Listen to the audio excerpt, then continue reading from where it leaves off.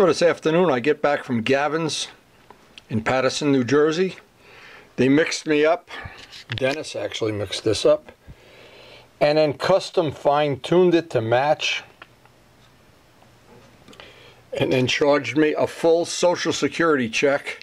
Actually, where the money went. This tape is $19 a roll. Some of it is $10 a roll. I got some of everything because I want to have complete freedom when I lay out this paint job. But again, thank you to GAVINS. It looks like a perfect match. And this should really be the cherry on a sundae for our Yamaha restoration. Now, some interesting information. While I was at GAVINS, talking to Mark and to Dennis about this custom paint that I needed, he told me they do have color chips for a lot of old motorcycles. And of course they didn't have one going back into the 70s, but they do have color chips, and they can match that paint too, for if they can get the color chip right out of the little book that they come in. Now what I did, I took the seat. Now you can see the little yellow section of the seat down there, and Dennis was in the back room matching this for I don't know, seemed like a long time anyway. But he really nailed it right on the money. Thank you, Dennis. Thank you, Mark. And thank you, GAVINS. Now, they talked me into another thing that was here. And this is, actually replaces Bondo. And it's supposed to be a lot stronger, because one of the things that I'm going to be doing, there's going to be a lot of, and by the way, I've had really good luck with these products. I've used their compounds and other things. But here's the thing that was different, is I'm going to be doing a lot of work to this FZR tank. I'm almost going to treat it like a separate project when it's time. Let me put that label up there again. And this Bondo is supposed to be the super high quality Bondo that has no chance of cracking. I have those little recesses where the clip-ons go into the tank. I want to fill those in. And I do have some dents. I know when I do the paint strip, and I bought an extra gallon of paint stripper. So what happened... It's pretty funny. It's like this month I didn't get a Social Security check. Anyway, just a good source of paint products. GAVINS in Paterson. Now, I always say it's very important, especially if you really have your heart and soul tied up in a project, to use all new masking tape to get the edges. This is blue fine line 3M tape, and yes, it is expensive, and yes, I bought 2 rolls of every size that they had in stock, because I really want freedom. And I'm going to start probably in the next couple days laying out the paint job and testing that yellow paint. So the next step for me, this is all tack rag down. I have to work around the fact the wind is really blowing and it's really cold. And well, it's always a challenge to paint these parts without a spray booth, but we're going to try to get that done right now. So I tried to lay out a plan. I wanted to test the new paint that we got from GAVINS, the yellow paint. And I thought, well, I could do the fender. That would be a good way to test the paint. I want to get this white piece done. See, trying to lay out a day's work to use a day efficiently, because it's actually supposed to snow or rain tomorrow. So I'd like to get some of this painting done today. Let's check the temperature. It is up above freezing, but it got cold last night, boy, wow. So anyway, the next step on this is going to be to get the coat of white on.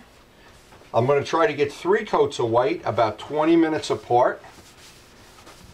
I'm tack ragging it down super carefully, because what's going to happen, I'd like this white to lay down as nicely as possible. We're really getting to the point where this is getting fun to work on.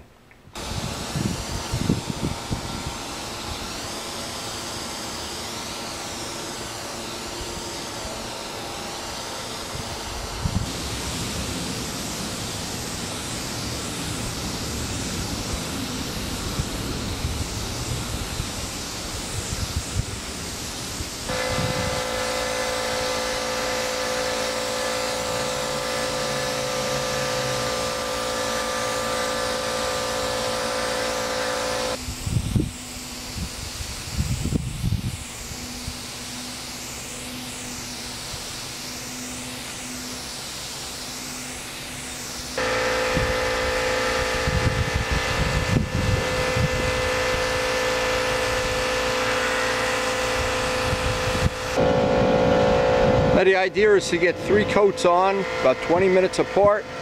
Looks like that's going to be really drying up nice.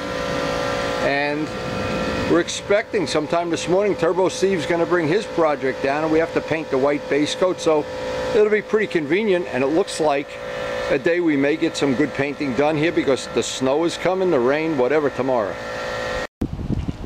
I'm trying to let the sun bake this for a little bit before I put it into the garage.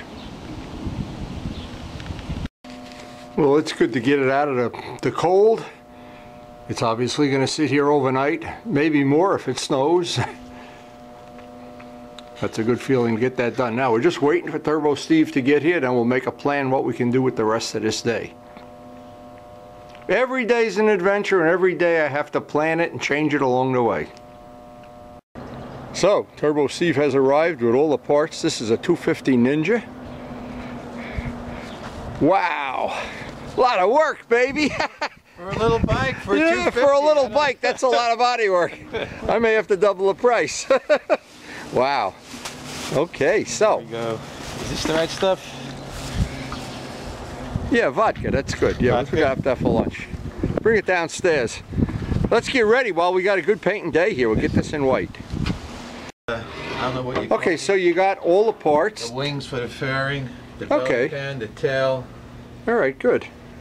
I haven't got the headlight. What's that, the headlight? Yeah. Oh, okay. A little custom job there.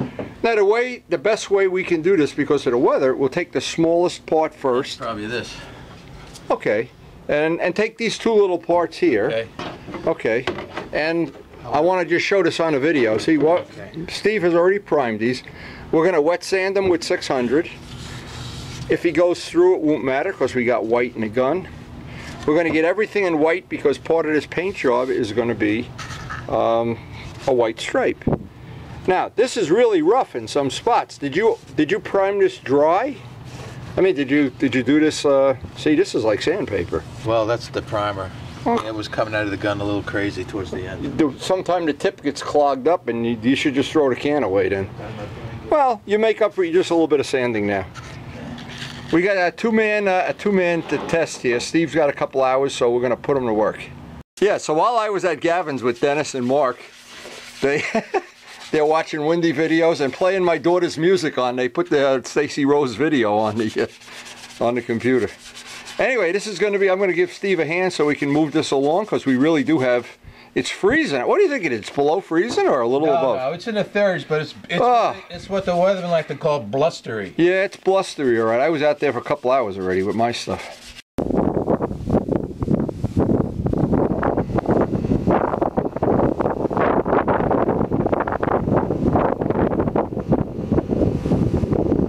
So one of the problems I see right away, we have a lot of fisheyes in this, which, to be honest, the last time we worked on one of Turbo Steve's bikes, we had a fisheye problem. This may be something he's got in his shop, or bugs flying around, or who knows, or maybe he's just not lucky.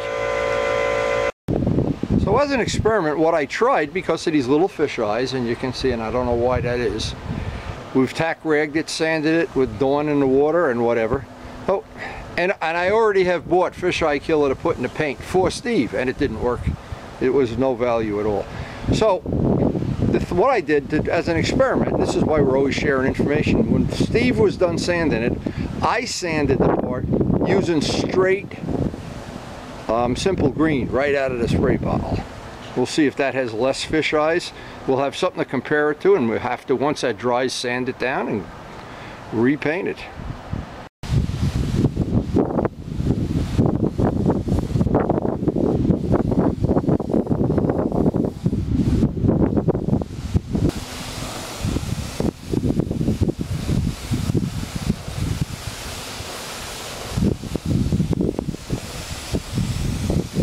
Sanded these parts with straight Indasa 600, brand new piece of sandpaper, and simple green. You can see we still have fisheyes, fisheyes, fisheyes, fisheyes, and so we're going to have to see if this is part of the primer issue, and well, we're just going to have to see. And a second coat of white got rid of some of the fisheyes, but not all.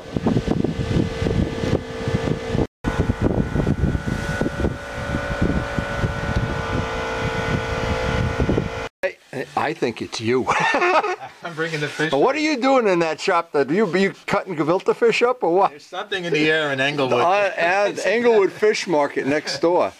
But anyway, the second coat was a little bit better than the first coat, but let's see on each part. Again, I don't know what to say because we've had this problem basically with your stuff. Wait, no, that's the only metal part. All this is plastic. Well, let's see. No, this one had fish eyes too. Really, with the plastic. Exactly the same. Not as bad as the metal, but... We'll have to blame Gavin then for that. We'll blame Gavin. Yeah, I think it's Dennis's fault. Tell me. Oh, blame Luciano. He's not here. We got another part ready for... We're going with the smallest parts first. I need to get a bolt and a washer in there, some way to hold this while I paint it. And Steve is guaranteed the fish eyes are going to go away within a century. It makes me crazy because when I used to do model planes, it was exactly the same thing. One time you'd have a fish eye problem, the next time was perfect.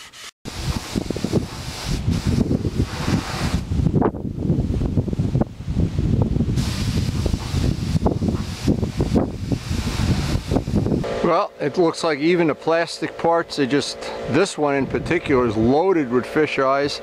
I'm not sure how we're going to get around this, but boy, that's going to be a real problem. But that's why you always start with the smallest parts first.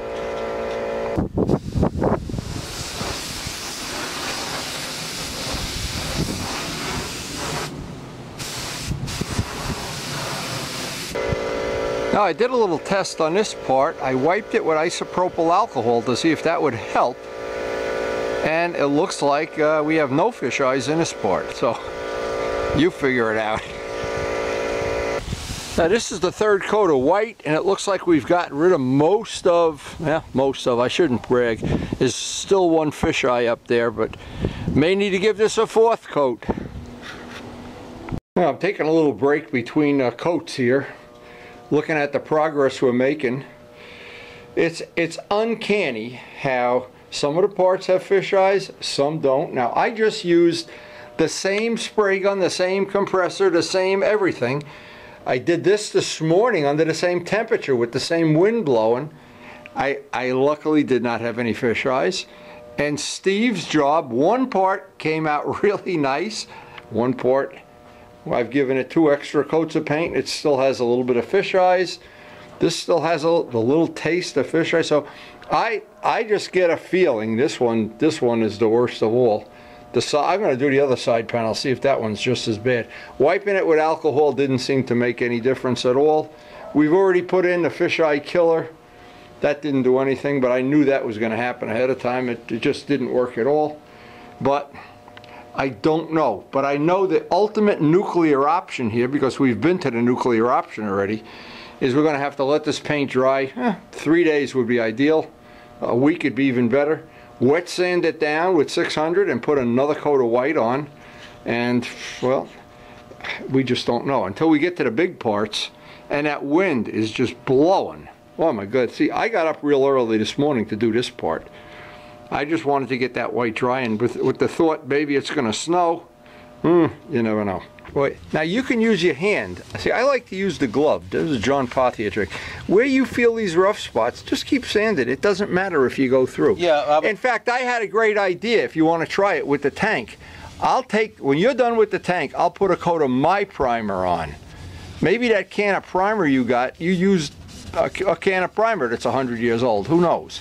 I'll put a very light coat on and then wait an hour or so and we'll put the white on. Yeah, well, maybe that'll seal it up and get rid of the fish eyes. I don't know. Let this dry up a little bit still. But we got half of the problem solved, but it's like having your throat cut only halfway, you know. In case I do okay. Some more. I just show them a picture.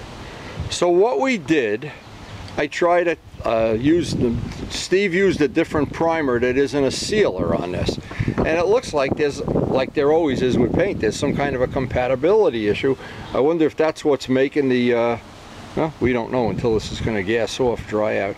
Going to be a half hour before this dries. We're going to work on some of the other parts, but this is really turning out to be an adventure. But then many times I've gone on these adventures.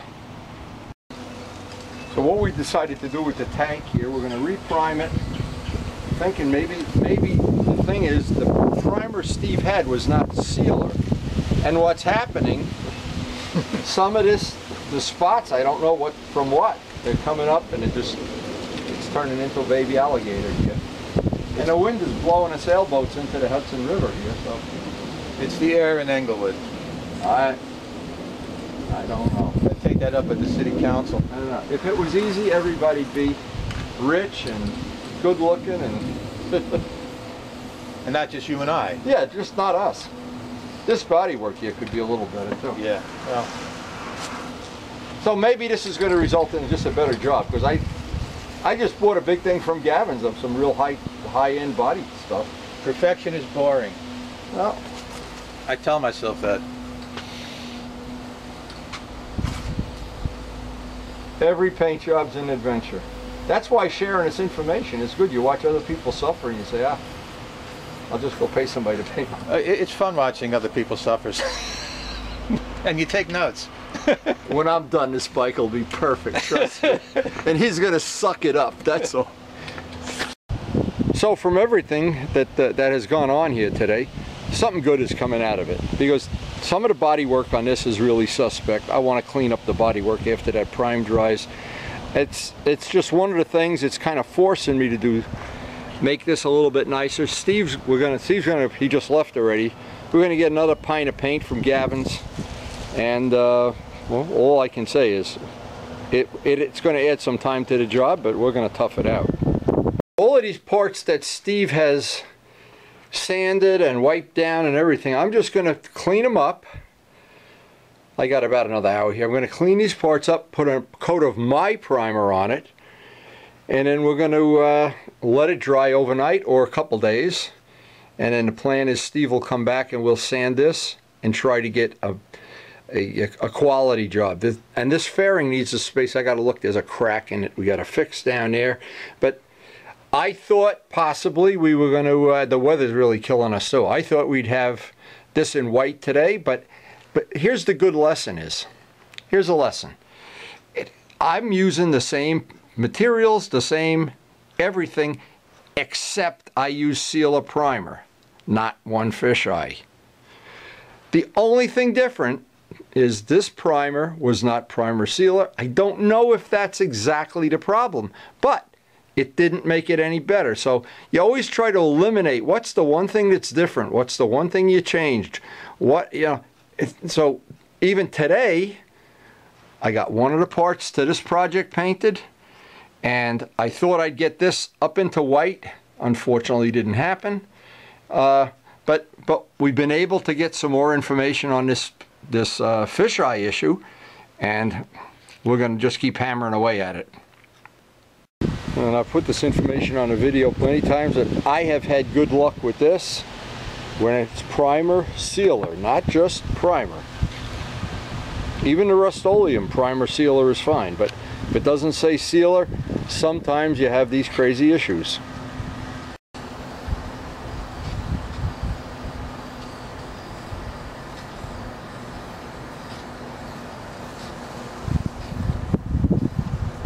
I don't know if you can hear her, that wind is blowing. It's unbelievable.